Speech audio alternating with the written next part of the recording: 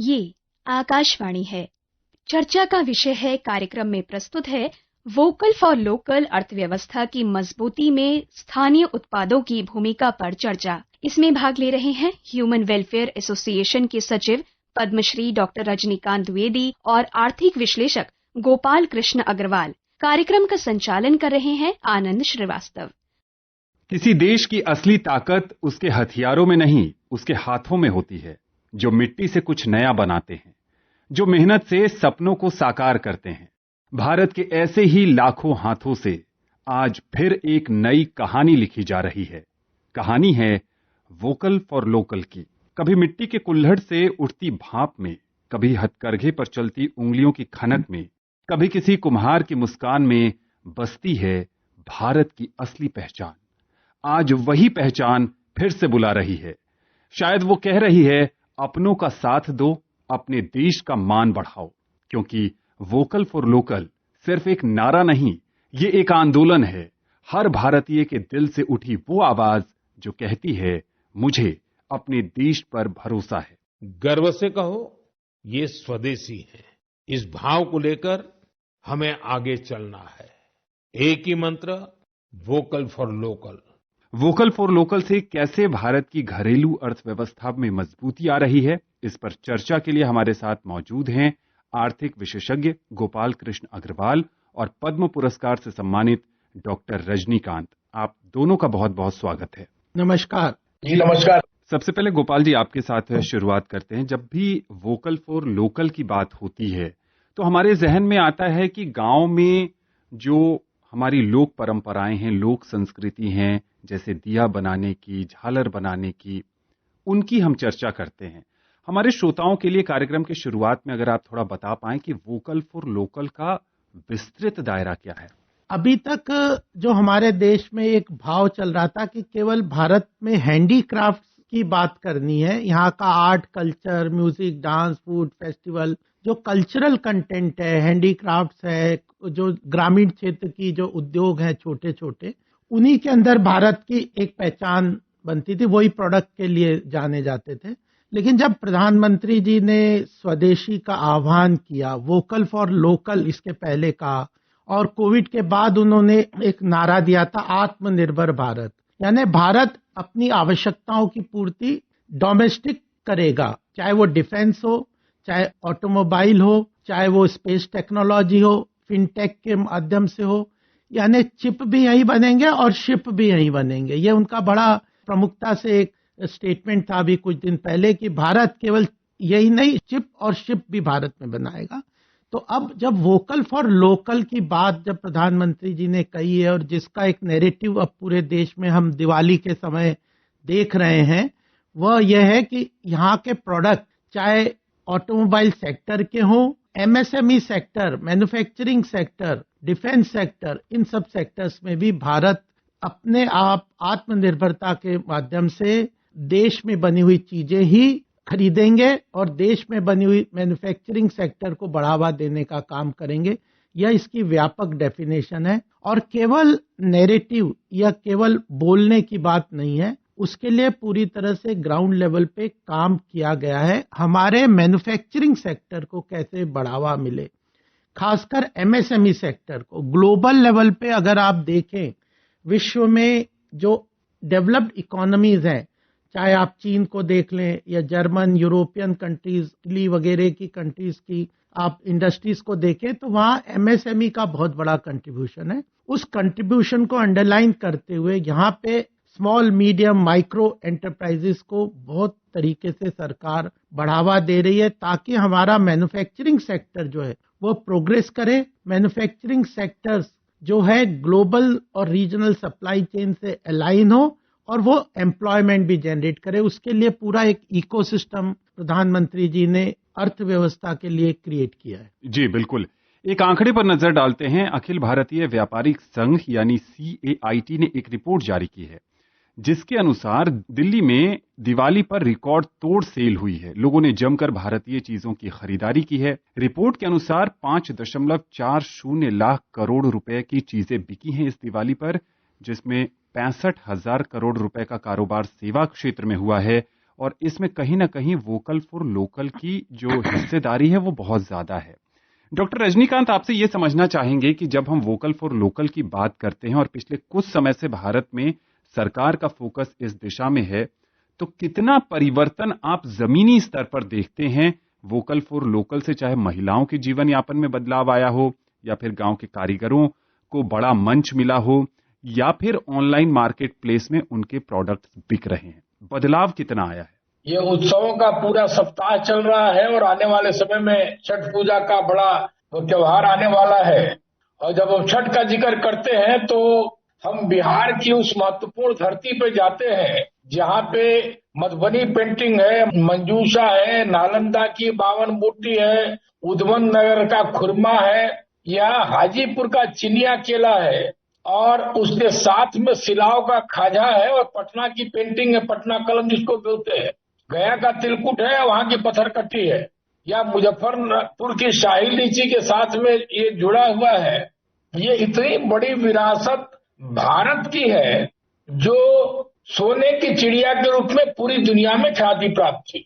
माननीय प्रधानमंत्री जी ने भारत के पुनर्निर्माण के इस कालखंड में जब आत्मनिर्भर भारत लोकल से ग्लोबल की बात की और अभी उन्होंने स्वदेशी की बात भी किया, तो उसमें बड़ा स्पष्ट हमारा मानना है कि सारी चीजें जिस भूभाग में हो रही हैं, जहाँ के लोगों का खून और पसीना उसमें शामिल है, जिसमें महिला पुरुष आबाल वृद्ध बालक सभी शामिल हो रहे हैं उसकी बनाने की विधा में, और जो हजारों साल की अपनी लिगेसी है, परंपरा है, जो संस्कृति वहाँ की उसके साथ जुड़ा हुआ है, यही आज की सबसे बड़ी चीज है। और माननीय प्रधानमंत्री जी के आह्वान का नतीजा ये है कि इस बार की दिवाली तो बम्पर हो गई। हमें कहने में कोई गुरेज नहीं है कि दुनिया के कई देशों ने हमारे ऊपर में टैरिफ से लेकर के दुनिया भर के इस तरह के दबाव बनाने का प्रयास किया, लेकिन आपदा में अवसर का प्रधानमंत्री जी का जो मंत्र है, वह मंत्र स्वदेशी इसमें इतना काम आया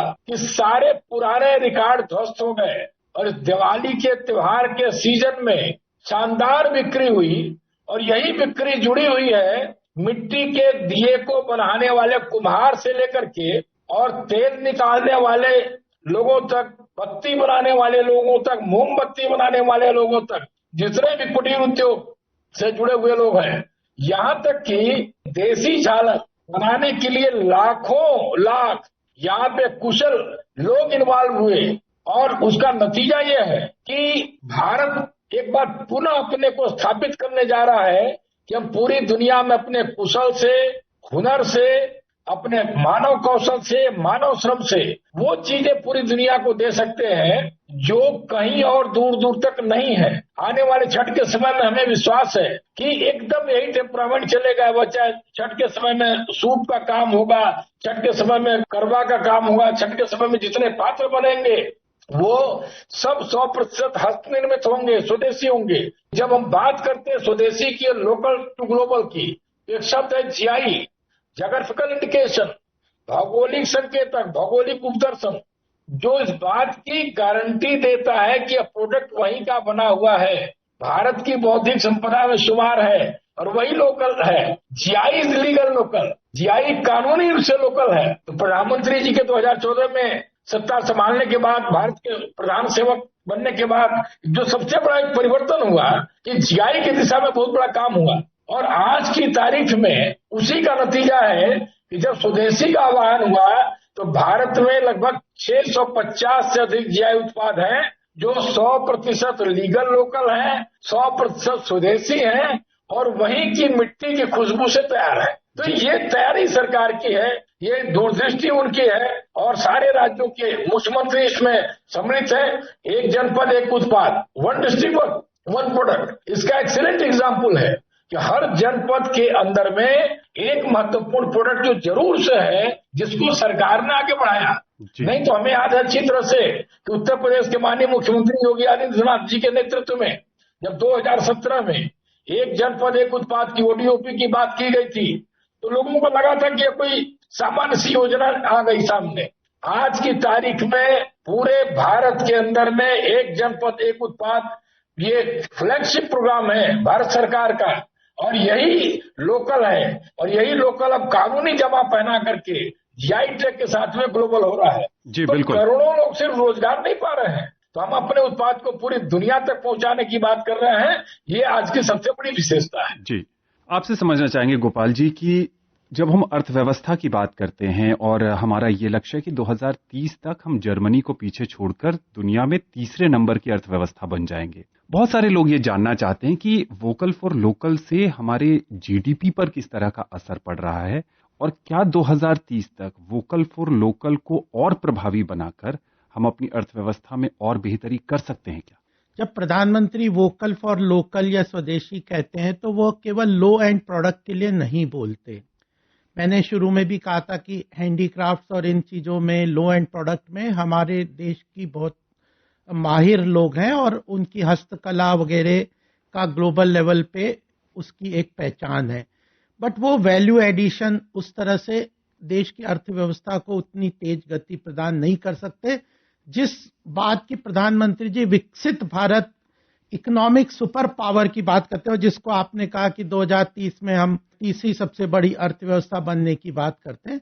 उसके लिए हमें एक इकोसिस्टम क्रिएट करना है। और आज आपने एक फिगर बताई, जैसे आपने बताया एक रिपोर्ट का आपने हवाला दिया, उसमें एक चीज वोकल फॉर लोकल का प्रभाव जो आता है, उसमें उस रिपोर्ट में यह भी कहा 87% लोगों ने, जो बाजार में व्यापारी वगैरह, उन्होंने कहा कि हमने देखा लोगों में प्रेफरेंस फॉर इंडियन प्रोडक्ट था।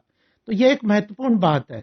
दूसरा, उन्होंने एक चीज और कही उस रिपोर्ट में कि 72% व्यापारियों ने ये कहा इस बार सेल्स इतनी बड़ी है क्योंकि जीएसटी कम हुआ है। जीएसटी 2 रिफॉर्म्स जो हुआ है, उसकी प्राइस रिडक्शन हुआ है, उसके कारण जो सेल्स बढ़ी है। तो देखिए, प्रधानमंत्री जी ने वोकल फॉर लोकल का, स्वदेशी का, उसका एक बड़ा महत्व तो है, लेकिन उन्होंने एक और काम किया है कि आरबीआई की एक रिपोर्ट आई है, उसने कहा है कि बैंकों का क्रेडिट बहुत तेजी से आगे बढ़ा है और उसमें इस बार यानी 20 सितंबर से लेके 2 अक्टूबर का 15 दिन का जो कालखंड था, 15 दिन का, उसमें बैंकों से 3.63 लाख करोड़ का क्रेडिट ऑफ टेक हुआ है, जो उससे पहला जो क्वार्टर था उसमें वो लगभग 1 लाख करोड़ का था। तो 3.63 लाख करोड़ का क्रेडिट ऑफ टेक बढ़ा है। यह अपने आप में बहुत महत्वपूर्ण कारण है और उस रिपोर्ट में आरबीआई ने कहा है कि 3 महत्वपूर्ण कारण है। एक, जो इस बार बजट आया था उसमें मोदी सरकार ने जो इनकम टैक्स का स्लैब है उसमें बहुत तेजी से मिडिल क्लास को काफी बेनिफिट दिया था। 12 लाख तक की एनुअल इनकम पे टैक्स, 0 टैक्स था। एक वो महत्वपूर्ण उसमें योगदान था। दूसरा, जीएसटी 2 रिफॉर्म्स के अंतर्गत लगभग सारे प्रोडक्ट्स का जो 28% के टैक्स के स्लैब्स के अंदर आ रहे थे, उसमें से 90% आइटम्स को वो 18% के स्लैब में ले आए। और जो ये 12% के टैक्स स्लैब में जो आम जनता के लिए जो टैक्स स्लैब में प्रोडक्ट आते थे, उनमें से 96% आइटम्स को 5 और 0% के टैक्स स्लैब में ले आए। तो जीएसटी 2 रिफॉर्म्स के अंतर्गत सरकार ने टैक्स बहुत कम किया।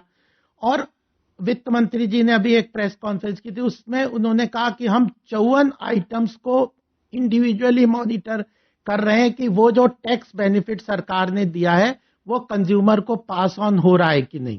और आरबीआई ने जो इंटरेस्ट, रेपो रेट में इंटरेस्ट रेट भी 100 बेसिस पॉइंट कम किया है। तो 3 महत्वपूर्ण कदम थे। सरकार ने इनकम टैक्स मिडिल क्लास के लिए बहुत उसमें रियायत दी। जीएसटी 2 रिफॉर्म्स के अंदर आम रोजमर्रा की चीजें, ज्यादातर चीजों के रेट्स को ड्रास्टिकली कम किया गया।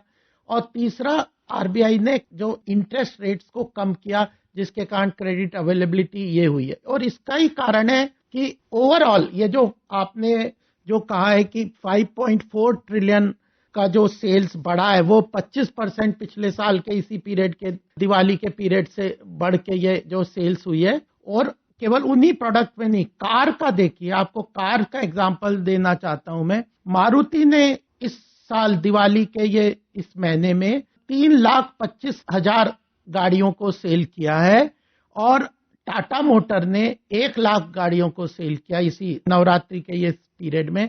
जो कि लगभग 33% पिछले साल से बढ़ी। तो कार सेल्स बढ़ी है, हुंडई की भी 30% कार सेल्स बढ़ी है। कार सेल्स बढ़ी है, आम रोजमर्रा की चीजों की सेल्स ओवरऑल मार्केट में बहुत बढ़ी है। और मैं तो अभी चांदनी चौक और सदर की बातें आपको बताना चाहता हूं कि वहां के मार्केट के फोटोग्राफ्स आए हैं, लोग जो जाके बताते हैं, मुझे तो लग रहा है जैसे कुंभ के मेले में इतनी भीड़ होगी, वैसी भीड़ वहां लगी हुई थी। तो सेंटिमेंट का भी एक पॉजिटिव बात है। और उसमें प्रधानमंत्री जी ने जो वोकल फॉर लोकल का है, देखिए देशभक्ति का जज्बा हमारे देश में बहुत है लोगों में। लोग अपनी जान दे देते थे स्वतंत्रता के संग्राम में, कितने लोगों ने जान दे दी थी। तो ये क्या बात है कि हम भारत की बनी हुई चीजें ना खरीदें, तो ये बात है। और क्वालिटी इंप्रूवमेंट के लिए भी काम कर रही है। तो सरकार 360 डिग्रीज इंप्रूवमेंट कर रही है, क्रेडिट अवेलेबिलिटी कर रही है, कंजम्पशन डिमांड के लिए लिक्विडिटी भी क्रिएट कर रही है, प्राइजेस भी कम कर रही है, आम जनता के पास लो टैक्स करके उसके पास अवेलेबिलिटी ऑफ कैश भी बढ़ा रही है, और मैन्युफैक्चरिंग सेक्टर्स को भी प्रोत्साहित कर रही है आईपीआर क्वालिटी बढ़ाने के लिए। और इसका आप अल्टीमेटली आप देखिएगा, जब सरकार ने जो जर्मनी के साथ, यूके के साथ, यूएई के साथ, ऑस्ट्रेलिया के साथ जो हमने बायलैटरल ट्रेड एग्रीमेंट किए हैं, जो उनका भी बहुत महत्वपूर्ण योगदान है। और हम आगे बढ़ रहे हैं, अमेरिका के साथ भी जल्दी से एग्रीमेंट करेंगे। जी, आपने प्रधानमंत्री का जिक्र किया। प्रधानमंत्री ने कई अवसरों पर वोकल फॉर लोकल के बारे में लोगों को प्रेरित किया है और उन्हें कहा है कि आप आसपास जो आपके लोग उत्पाद बनाते हैं उन्हें ही जरूर खरीदिए। प्रधानमंत्री के आह्वान के बाद हमने देखा था कि किस तरीके से खादी की बिक्री बहुत ज्यादा बढ़ गई थी। आइए सुनते हैं उन्होंने क्या कहा था। भारत को सशक्त बनाने के लिए हमें चक्रधारी मोहन से प्रेरणा लेकर आगे बढ़ना है और भारत को आत्मनिर्भर बनाने के लिए हमें चरखाधारी मोहन के रास्ते पर चलना है। हमें वोकल फॉर लोकल को अपना जीवन मंत्र बनाना है। ये काम हमारे लिए मुश्किल नहीं है। जब भी हमने संकल्प लिया है तब हमने करके दिखाया है। मैं छोटा सा उदाहरण देता हूं खादी का। खादी विलुप्त होने के कगार पर पहुंच चुकी थी, कोई पूछने वाला नहीं था। देश ने संकल्प लिया और इसका नतीजा भी दिखा। 1 दशक में खादी की बिक्री करीब 7 गुना बढ़ गई। देश के लोगों ने वोकल फॉर लोकल के मंत्र के साथ खादी को अपनाया है। डॉक्टर रजनीकांत, अगर चर्चा को आगे बढ़ाएं, जैसा कि गोपाल जी कह रहे थे कि क्वालिटी पर ध्यान देने की जरूरत है, एक बड़ा सवाल यहां पर यह बनता है कि जब हम वोकल फॉर लोकल की बात करते हैं तो इसका अल्टीमेट लक्ष्य जो है वो वोकल फॉर लोकल से ग्लोबल है। वहां पर जो वैश्विक मापदंड हैं, उस गुणवत्ता को मीट करने के लिए आपको क्या बदलाव दिखाई देते हैं कि क्या चेंजेस करने पड़ेंगे ताकि हमारे प्रोडक्ट्स उस क्वालिटी को मीट कर पाएंगे? अब आपको बताएं कि जो सरकार की जो बड़ी जिम्मेदारी होती है, एक शिल्पी एक अच्छा खिलौना बनाएगा, एक कुम्हार एक बढ़िया मूर्ति गढ़ेगा, एक वुड कार्विंग वाला एक कर्नाटका से एक अच्छी स्टैचू तैयार करेगा, लद्दाख में बैठने वाला एक लकड़ी की पॉटरी तैयार करेगा, और जम्मू कश्मीर में बैठने वाला वो रजौरी से शायद चिकरी के वुड क्राफ्ट की बात करेगा, बसोली का पश्मीना या उसकी पेंटिंग तैयार करेगा, या अंडमान निकोबार में वो पराग के वुड की कार्विंग की बात करेगा या मैट के वीविंग की बात करेगा निकोबार से। ये सारी चीजें लोकल हैं जो हजारों साल से भारत में लोकल रही है। सबसे महत्वपूर्ण है कि हमको बाहर दुनिया के दूसरे देशों में कौन से उत्पादों की डिमांड है उसकी प्रॉपर स्टडी करा करके, नीचे मास्टर आर्टिजन है, वीवर है, फार्मर है। हम तो सिर्फ हैंडीक्राफ्ट हैंडलूम की बात नहीं कर रहे हैं, हम तो रामबन के सुलई हनी की बात कर रहे हैं, हम तो सुंदरबन के हनी की बात कर रहे हैं, या हम बागेश्वर चंपावत के हनी की बात कर रहे हैं उत्तराखंड देवभूमि से। उसको निकालने का काम तो किसान कर रहा है, शिल्पी कर रहा है, बुनकर कर रहा है, बनाने का काम कर रहा है। उसकी फिनिशिंग, उसकी पैकेजिंग, उसकी लेबलिंग, फिर उसकी ग्लोबल लेवल पे मार्केटिंग, इस बात को जितने भी विभाग हैं सरकार के संबंधित, उनको ये सुनिश्चित करना चाहिए कि किसान तो मड़ुआ को, किसान झिंगोरा को, कहत को, कुलथ को पैदा करने का काम करेगा, लेकिन पुरोला का लाल चावल, उत्तरकाशी की पुरोला घाटी से निकला हुआ चावल पैक होकर के रेड राइस की लेबलिंग के रूप में कैसे दुनिया के बाजार में पहुंचेगा और वो 600 से 1000 रुपया केजी कैसे बिकेगा। इस पैकेजिंग का काम तो सरकार का जो पैकेजिंग का डिपार्टमेंट बैठा हुआ है, नेशनल पैकेजिंग इंस्टीट्यूट बैठा हुआ है, ये जिम्मेदारी है। बनारस में हाथी के अंदर हाथी सॉफ्ट स्टोन जाली क्राफ्ट बनाने वाला या बनारस की गुलाबी मीनाकारी बनाने वाला बहुत ही शानदार प्रोडक्ट तैयार कर रहा है, लेकिन वो पैकेजिंग नहीं कर पाएगा, वो लेबलिंग नहीं कर पाएगा। उसके लिए हमें उन संबंधित डिपार्टमेंट्स के साथ स्पेसिफिक प्रोग्राम चलाने चाहिए। दूसरा, 100 वर्ष से वो हाथी के अंदर हाथी बना रहा है और डिमांड है, दुबई के अंदर में ऊंट की डिमांड है। उस आर्टिजन को सरकार के विभागों से, चाहे वो मिनिस्ट्री ऑफ टेक्सटाइल है, एमएसएमई है या एग्रीकल्चर प्रोडक्ट है, जो एग्रीकल्चर है, मिनिस्ट्री ऑफ कल्चर, उसका प्रमोशन करने का काम है। ये प्रोडक्ट के डाइवर्सिफिकेशन, प्रोडक्ट के स्पेसिफिकेशन, प्रोडक्ट की डिमांड के अनुसार में नए उत्पादों को तैयार करने के लिए ट्रेनिंग, प्रशिक्षण, कैपेसिटी बिल्डिंग होनी चाहिए। एक जनपद एक उत्पाद, वन डिस्ट्रिक्ट वन प्रोडक्ट में स्कीम को लिंक किया गया है। वैसे ही आने वाले समय में हमको सभी स्वदेशी उत्पादों को ग्लोबल मार्केट तक पहुंचाने के लिए ग्लोबल स्टैंडर्ड की पैकेजिंग की आवश्यकता है, क्वालिटी प्रोडक्शन को ध्यान देने की आवश्यकता है। सरकार को विशेष योजनाएं इसके लिए बना करके और अलग अलग माध्यमों से, बिल्कुल, का माध्यम से, एफपीओ के माध्यम से, प्रोड्यूसर कंपनी के माध्यम से, सहकारिता के माध्यम से लागू कराना पड़ेगा। जी बिल्कुल। गोपाल जी, जब हम वोकल फॉर लोकल की बात करते हैं तो क्या आप मानते हैं कि वोकल फॉर लोकल जो है वो आत्मनिर्भर भारत अभियान का सबसे अहम स्तंभ है? बिल्कुल, आत्मनिर्भरता हुए बगैर, यानी प्रोडक्शन जो सप्लाई चेन है, प्रोडक्शन का जो पूरा इकोसिस्टम है कि मैन्युफैक्चरिंग सेक्टर के लिए लैंड, लेबर और कैपिटल, ये तीनों की आवश्यकता है। तो ये अगर नहीं अवेलेबल होंगे तो हम प्रोडक्ट नहीं बना पाएंगे, तो फिर वोकल फॉर लोकल का कोई सेंस नहीं रह जाता। स्वदेशी नारा रह जाता है, वोकल फॉर लोकल नारा ले जाता है। तो सबसे बड़ी बात प्रधानमंत्री जी ने ये जो आत्मनिर्भरता की बात की है, डिफेंस में, मैन्युफैक्चरिंग में, जो रॉ मटेरियल है, इंफ्रास्ट्रक्चर है, लॉजिस्टिक कॉस्ट को कम किया है, पावर सप्लाई को इंप्रूव किया है, रिन्यूएबल एनर्जी की बात करते हैं, एनर्जी सिक्योरिटी की बात करते हैं। तो ये इकोसिस्टम अगर आनंद जी नहीं बनाते पिछले 11 साल में, तो आज हम वोकल फॉर लोकल बोलते तो केवल लो एंड प्रोडक्ट, हैंडीक्राफ्ट्स और उसी में ही रह जाते। जो विजन है सरकार का, वह है मैन्युफैक्चरिंग सेक्टर को, खासकर एमएसएमई सेक्टर को बढ़ावा देके ग्लोबली कॉम्पिटिटिव करने का।